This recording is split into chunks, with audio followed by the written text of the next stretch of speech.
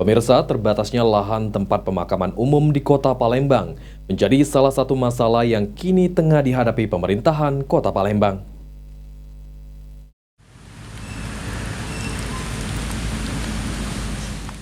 Terbatasnya lahan tempat pemakaman umum di Kota Palembang menjadi salah satu masalah yang kini tengah dihadapi pemerintahan Kota Palembang.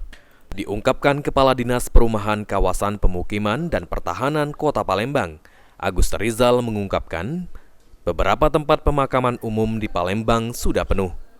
Ditambahkannya, pemerintah sedang melakukan penimbunan makam baru di TPU Kebun Bunga dan Sungai Selayur.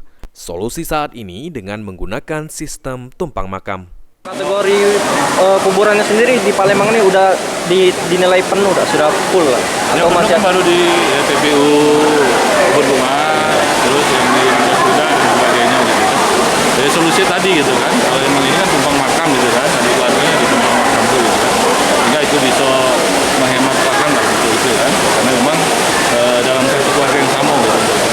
Ya. Terkait rencana untuk buka lahan selanjutnya nih Pak, yang di Kebun Bunga.